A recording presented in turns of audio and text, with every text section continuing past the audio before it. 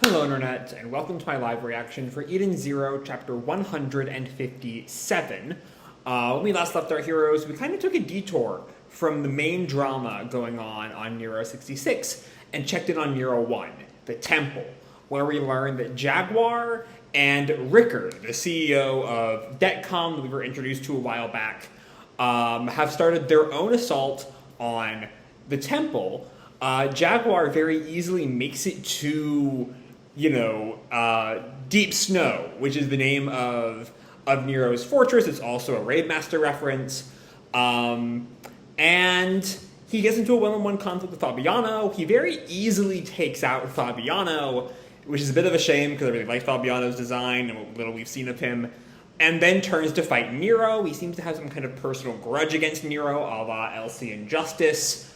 But before they can have their one-on-one, Ziggy shows up. And that's really all we get of that bit, with a three-way deadlock kind of starting there. And then we go to back to Nero 66, where Shura is kind of learning about this. We learned that Shura's plan has always kind of been have Ziggy and Nero go at each other. Ziggy kills Nero, Shura becomes emperor. How that exactly ties in with the All-Link plan is still not quite clear yet.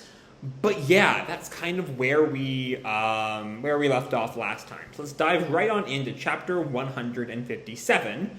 We open with the battle above Nero 66. The Interstellar Union Army sent a detached force to the temple? For real? So the government finally decided to storm the Empire's main turf.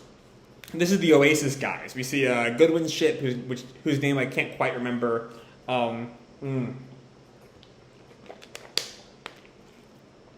We see the little guy in the bunny onesie, whose name I can't remember. We might really win this battle. The one girl who's either brother, boyfriend, something, the whole dynamic that confused me a while back. It could be possible to beat the Empire. And Ibaraki is just like tearing up at the idea, or no, openly crying at the idea. If and so, I can't believe this day is actually here. And Goodwin kind of takes all of this in stride and looks up. Boss. Princess, are you watching this? Chapter 157, The Red String of Destiny. And then we have this final line from Goodwin before we transition to our next scene. It's time to take our seat back from the evil scum who polluted it. Now to finish what you started, and finally take down the Empire. And then we come back to the Eden Zero, where Hermit and Sister are ready for war. They are angry. They were both like carrying rifles. They are ready to just take Shura down. I'm here for it. I want to think a little bit about, before I go on there, take a second look at Goodwin's last line. Time to take our seat back from the evil scum who polluted it. And what that really kind of gets across is that this is a recent occurrence. The Empire. Like, we kind of knew that because it's named after Nero, which is, his given name. And so it's obvious that Nero is sort of the first emperor. But this sort of also brings us back to that. So the Empire is very, very new. To the point where the idea is they are taking the seat back, in that it was recently, relatively speaking, taken. If that all makes sense. I hope that all makes sense. Anyway, Sister and Hermit are ready for war. Couchpo kind of confronts them. Should you two really be up? And Hermit tells her the parts repair system is rebooted and ready to go. And then Sister also kind of chimes in. And I mean, we have my healing abilities too. And they just sort of walk off, and Couchpo runs after them. But girls, wait! And Hermit just, without even looking at her, just says, we're going to rescue Witch.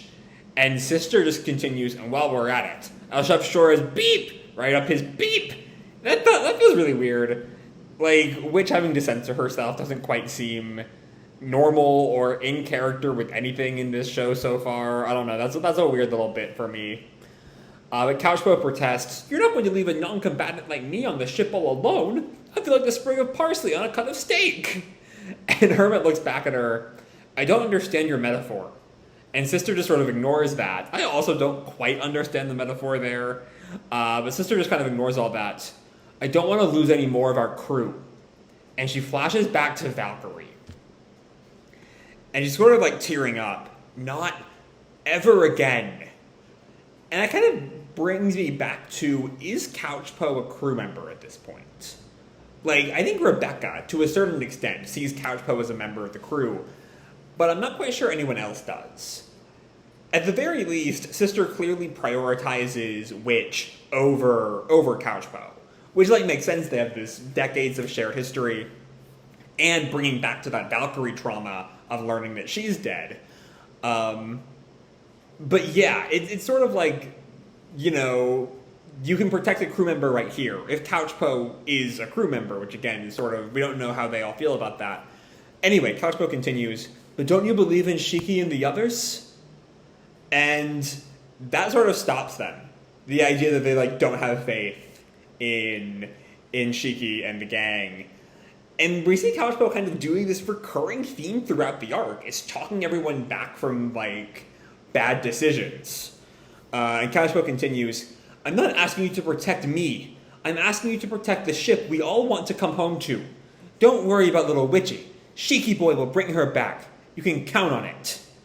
And Hermit and Sister are both kind of shamed for their actions. And Couchpo continues, you know that, right? So yeah, again, Couchpo was continually this sort of, you know, don't act rashly, think before you act. Really earning that high intelligence score back in her character profile way back when. Anyway, we then come back to Shiki, Rebecca, and the bots, who are inside Shura's mansion running through the halls, probably right about to run into Ijuna if I were a betting person. Anyway, Pino reads out something, beginning to scan for life forms. And Shiki calls to her, thanks, Pino. And Rebecca says, find Witch. And Pino chimes in, it's faint, but I have a reading up ahead a few hundred meters, identifying it's Witch's life signature. And Happy calls, let's hurry. And Moscow Witch. And just then, a bunch of fucking lasers block their path, freezing them all in place. Rebecca calls out, what is this? Oh no, it's not lasers. Happy calls out, string? This must be... Ijuna was one of the characters sort of introduced by that contest, right? So Ijuna... This must also be one of those fan-created ether gears. Because Pino tells us, presence of unknown ether confirmed. And Shiki tries to, like, pull on it. This stupid string. And Pino tells him, Master, you must be careful. And the string wraps itself around Shiki's hand. As well as Rebecca. Eek! Tying them together. Like that red string of destiny that the chapter title ties into. Happy sort of speaks up. It tied Rebecca and Shiki together. And Pino sort of examines it, analyzing. It is a red string composed of ether. Its durability is not high. It can be broken with physical force. But then we see Shiki with these like clouded over eyes. Pino presses Master? And Happy looks up at Rebecca the same. Rebecca? And the two of them grab hands, shocking Moscow. And they have this whole like shoujo sparkle effect. It's the red string of destiny. I feel strange. And Rebecca picks up, my heart's racing. And Moscow snaps at them. Now is not the time to get all hot and heavy for each other. And then he changes tune. But it's most true love. And Pino and Happy just sort of stunned. Master, Rebecca! And Shiki asks Rebecca, why won't you stop staring at me? And Rebecca responds, because I can't take my eyes off you. Yet they're under some kind of love spell. Okay, so that wasn't super obvious. And Shiki tells her, you're too close. Shiki, I can't hold back any longer. And Moscow sort of covers his eyes, I can't watch. And Pino, is this an enemy ether attack? And so Rebecca figures, Happy figures, so if we cut that red string, Mr. Happy, aye, sir. And the two of them go on the attack of the string. Maybe this will sort of set Shiki and Rebecca like off for the fight, and we'll finally get our bot fight against Ijuna if this plan fails. Anyway, Shiki says, Rebecca, close your eyes, Shiki. And Moscow's just ready for like his ship to sail almost. Ah! And Happy readies a like jet from his tail. Happy blade! and he tries to he does cut the string. The string snaps. Happy is successful. It's less a rocket, actually, on second look, and more a lightsaber. And so all of a sudden, Shiki and Rebecca are brought to their senses, really confused why they're here. Pino calls, "You did it!" And the two of them, their veins start to bulge, like that classic sign of anger.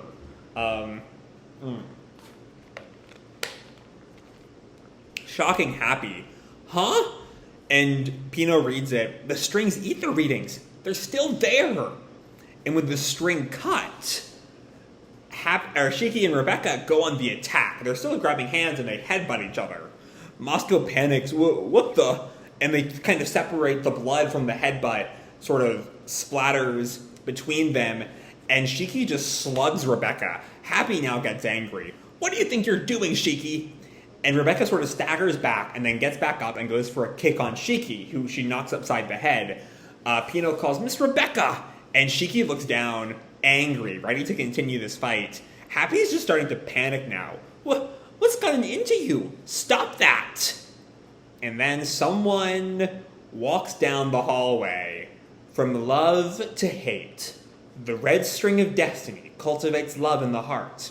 When the string breaks, that love changes to loathing. That is the power of my ether gear. Red destiny. And yep, in case it was not incredibly obvious, this is Ijuna. They won't stop until one of them is dead. And Pino reacts, "The enemy? Happy, they won't stop until they die?" And Moscow just shouts, "Don't let fear weigh on you. Just knock out the ether user. Usually that breaks the spell." So yeah, that's like generally how some of this works. If you just take out the ether user, that sort of solves the problem. I am glad that does kind of make it look like this will finally be the bot fight I wanted back during the Nase segment. Maybe. Unless we get also, the string also works on bots, just like Nase's hypnosis could. Anyway, Moscow goes on the attack. Galactic Yokozuna style! Gasho Moskoi! But we see the strings kind of emanating from Ijuna's fingers, wrapping Moscow up, binding him, and sort of flips him. Doesn't quite seem to be the same kind of red string of destiny concept, but it's just using the strings as an attack. And Moscow is sort of sent flying. "Mr. Moscow!" And Pino has to like jump out of the way as Moscow is like thrown straight at her. And we see Shiki, who's still sort of in this loathing haze. Hate. I hate you. And the two of them are just going at each other. Happy calls out to them, "Snap out of it, both of you!" And Ijuna just sort of laughs. "I wish you would just drop dead." This is still Shiki, but we see the two of them are both crying. And Pino notices tears. And the two of them just scream. "Ah! Ah!" The tears are openly flowing now. Happy calls, "Stop it!" And Pino watches. They are acting against their will, so their hearts are crying. And Pino keeps going, or Happy keeps going on. "You're friends. You're a crew. Why hurt each other? If you keep doing this, you'll both." And Pino continues her thoughts, and their tears are falling. Oh.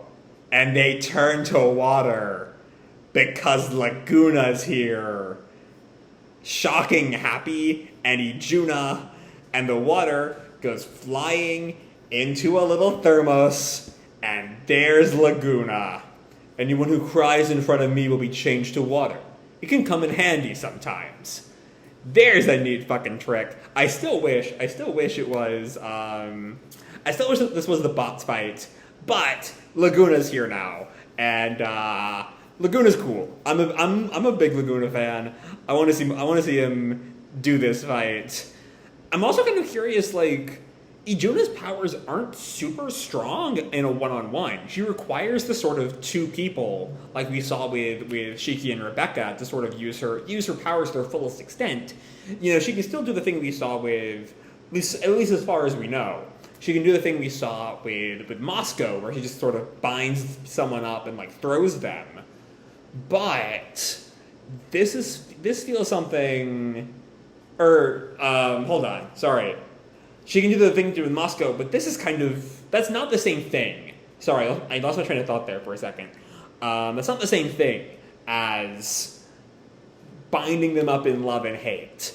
And so it's not quite as effective on just a one-on-one fight. I'm curious how she'll kind of counter that. But anyway, back to the chapter. Pino is just happy to see Laguna. Mr. Laguna! And Ijuna just sort of stares at him, kind of nonplussed. Maybe a little disappointed that Shiki and Rebecca got out of that. And then Laguna tells the bots, let me handle this. Shiki and Rebecca are in this water bottle. Wait a while and let them out. And then I guess there's a bit of a pause, because Laguna then goes on, go on. Aren't you here to rescue Witch? And Pino chimes in, yes! And Happy waves, thank you! And then the two of them just walk on off. And Laguna then stares at Ijuna. I didn't expect you to just let them go like that. And Ijuna sort of looks at him. Laguna Husert. And Laguna's all of a sudden stunned, and we see this flashback. I think Ijuna might be the princess. That's my theory. Hey, Laguna. And Laguna's sort of shaken to her core. Do you believe in the red string of destiny? And Laguna's sort of stunned there. Princess, is that you? And Ijuna counters, don't call me that. I abandoned Oasis, just like you did. And that's where the chapter ends. So let's talk about that bit there. Because I thought the implication was, so refresh my memory, if you will, was what we know. I thought it was implied. It was at least implied the princess died. Was it stated that she died? Was it one of those we thought she died, buried under rubble kind of thing, or was it she died and we saw her, or why did she like? My implication was that she was forcibly removed by death, right? And so my initial reaction to Ijuna as the princess was that she's like brainwashed, especially because Ijuna's always been shown to be kind of placid, kind of stone-faced. But we see that's not quite the case, because Ijuna, her last line says, I abandoned Oasis, just like you did, which means she openly abandoned Oasis. I mean, maybe someone could have, brainwashed her into leaving. I guess that's a thing that could happen, but I don't know. That's not quite the vibe I get. I'm not sure. I don't know. But yeah, the princess is alive. She is Ijuna. I think that was theorized by someone at some point. I feel like I've heard that theory before. That's why it wasn't terribly surprising to me. But let's focus on that next week. I imagine that'll be the big focus of next week's chapter, because there's plenty here that's actually part of this week's chapter. Things like Couchpo and Sister and Hermit, which is always good. Couchpo, just like the development Couchpo has had. Watching, I don't remember if I talked about this the last time Couchpo came up. I forget if this was before or after that happened. But when I watched the Gilst arc in the anime back in June, I was sort of kind of taken aback at how much Couchpo has grown as a character. When you first meet her, she's really nothing but food jokes, and now she's sort of the emotional calm of the crew of Edens right now. She's the one who has her head on straight. Everyone else has all of these, they're acting very emotionally, this could fuck us up, but I need my revenge. We saw that with Shiki earlier in the arc before he sort of worked out that battle plan with Jean. And then we see that now as Sister and Hermit are just, we must have revenge, even if that leaves the ship wide open. And Couchpo was like, hold up. Y'all are being kind of stupid, right? Come back down to earth. We need someone who can fight at the ship. I'm hoping that still gives Sister and Hermit something to do this arc. My initial reaction, part of me is okay, I guess that's just a way of getting Sister and Hermit off the game board. But maybe something will still happen there at this point. I'm not quite sure what else would happen with them yet. But yeah, that's sort of where we leave off with them. Maybe they'll come back. And then we get to the real plot of the chapter, which is this red string of destiny that allows the user to force two opponents into love, and if it's broken, hate. We got some good ship baits. There's not a whole lot of... Like, because of the brainwashing aspect, they're forced into this love. It's not really a romantic development. Maybe they'll realize when they come back to themselves that, like, the feelings they expressed while under Ijuna's spell aren't as far removed from the real them as they might have thought. That's somewhere this could possibly go. But again, it's all in that kind of realm of possibility of the future of maybe could happen. But yeah, then we see their fight, and there's the whole, they're crying on the inside, and that lets this chapter's big twist come in. The one that really just sort of stunned me is Laguna. The tears, and now Laguna can save them, and it's Laguna versus Ijuna versus the princess. And so I imagine everything's about to come out. Because I feel like there's still some mystery around Laguna. I might kind of be missing that. Because, like, there's that bit back, I think, post-Foresta, where he implies that, like, I'm going to stick with y'all until my job is done. Which could be he was working for Oasis the whole time or something. That was never really the vibe I got. Because it felt like he didn't want to go back to Oasis. And so if the job he referred to post-Foresta was getting rid of Nero, then maybe, then that would sort of wrap up that little dangling thread. But if, maybe if it's not that, maybe the job is why he initially left Oasis. And if so, if we get to the princess and both of their departures from Oasis, maybe we'll get some answers as to that. I don't know. Again, lots of possibilities going on here. We'll see how this all plays out, but I'm expecting a flashback in the coming chapters. I'm expecting a big Oasis flashback as we find out what happened to the princess, why Laguna left, what all happened that got the situation where it is. But yeah, all in all, a lot of fun here. A lot of future developments that will hopefully be very, very good, and I'm very excited for. And the stuff we got here in the present is also very, very good. So yeah, that's kind of all I gotta say for this video. Hope you all enjoyed the chapter and the video itself. If you did, feel free to drop me a like or subscribe, do whatever makes you happy, And remember, your life is your own, okay? Bye!